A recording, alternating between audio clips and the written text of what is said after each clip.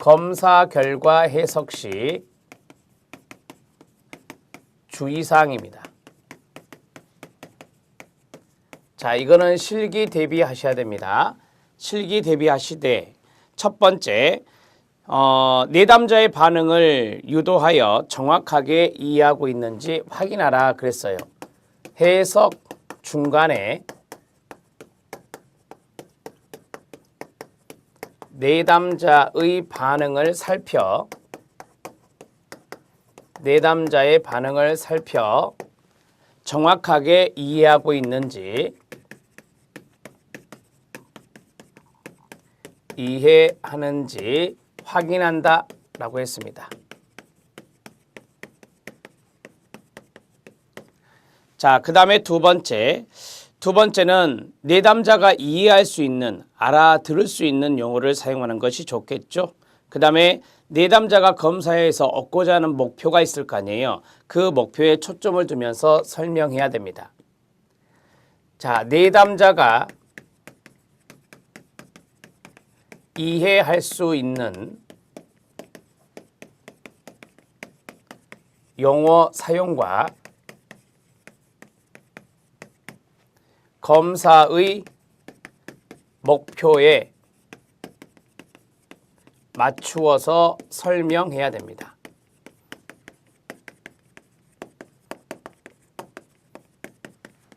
자, 두 번째 끝났고요. 자, 세 번째는 수검자에게는 가능성과 대안, 그런 것을 무게를 두면서 설명해야 됩니다. 내담자라고 하겠습니다. 내담자에게 가능성과 대안에 중점을 두면서 설명한다는 겁니다.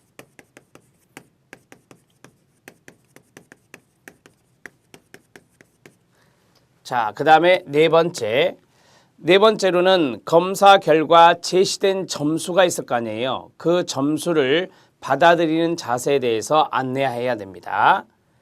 검사 결과 점수에 대해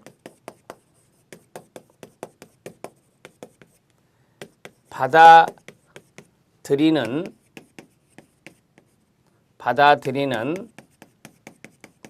자세 또는 태도, 그것을 안내한다.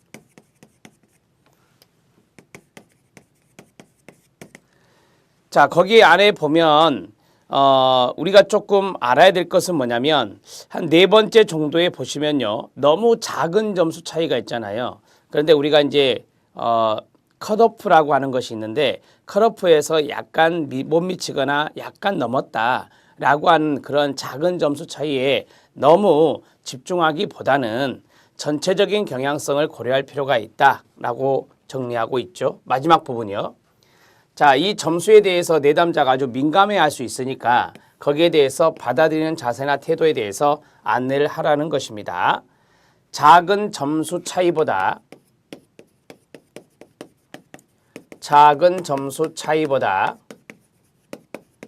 자, 이런 것도 있을 수 있죠. 이 지표하고 이 지표의 차이가 조금 차이가 나는데 거기에 대해서 민감해하기보다는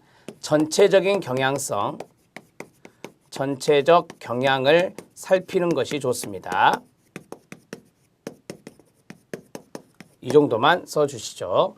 그 다음에 다섯 번째는 검사 결과를 활용해서 이 진로에 대해서 선택을 할 때 또는 그냥 선택을 할 때 다음의 사항을 고려하도록 안내하라. 검사 결과 활용하여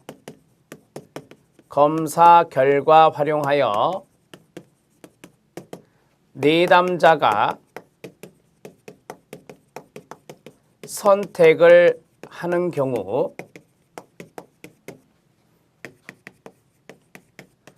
안내할 필요가 있습니다. 내담자가 선택을 할 경우 상담자는 안내할 필요가 있다.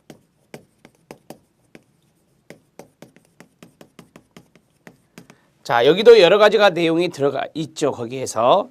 그런데 거기에서 한 가지 정도만 정리를 하겠습니다. 검사 결과로 2번이요. 진로를 결정하려 하기보다 주체적으로 스스로 결정하는 것이 중요하다라고 하는 측면입니다. 검사 결과에 의존하기보다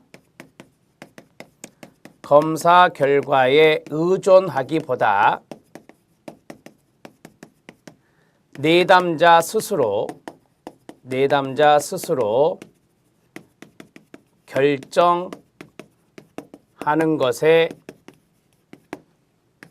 중요성을 둔다. 이렇게 정리하시면 되겠습니다. 자, 6번째 들어갑니다. 마지막 6번째는 해석하는 과정에서 문제 해결력을 키워주는 과정, 그러한 것들을 인식시킬 필요가 있습니다. 검사 결과 해석 과정은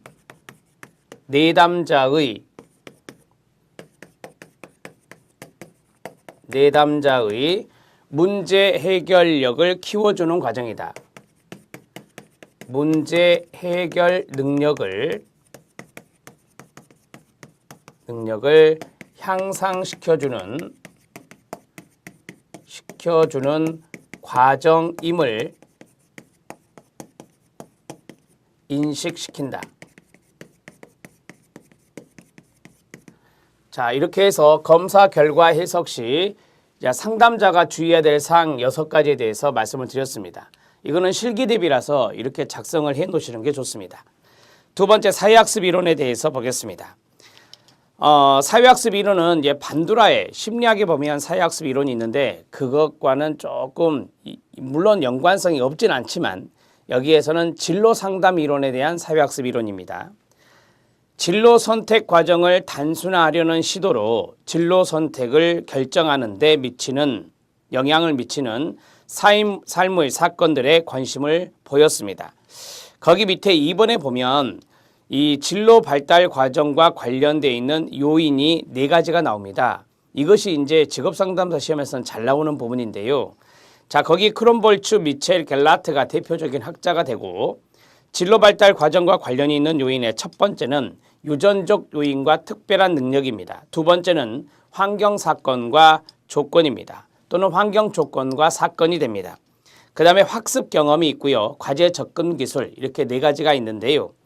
자, 개인의 진로 기회를 제한하는 타고난 특질 이런 것들을 우리가 유전적 요인과 특별한 능력이라고 합니다. 자, 그 다음에 환경 조건과 사건은 환경에서의 특정한 사건이 기술 발달이나 활동이나 진로 선호 등에 영향을 미친다는 겁니다. 학습 경험이 있는데요. 도구적 학습 경험, 연상적 학습 경험 이런 것들이 있는데 참고하셔도 됩니다. 과거의 학습 경험이 직업적 행동에 대한 도구로 작용하는 것을 도구적 학습 경험이라 하고요. 그 다음에 중립적 상황에 대한 긍정적, 부정적 반응 이런 것들을 우리가 연상적 학습 경험이라고 합니다. 과제 접근 기술은 문제 해결 기술, 작업 습관, 정신구조, 정서적 반응, 인지적 반응 등 개인이 개발시켜온 기술 일체 이런 것들을 과제 접근 기술이라고 말합니다. 자, 사회학습 이론의 내용을 간단하게 보면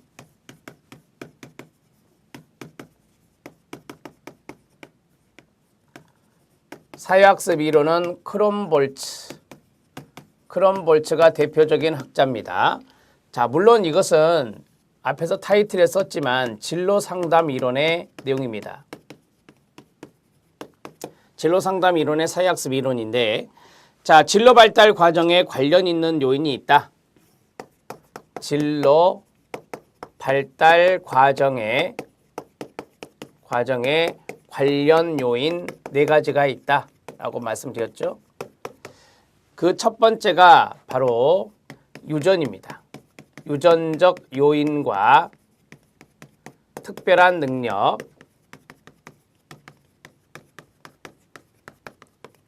그 다음에 두 번째, 환경적 조건과 사건.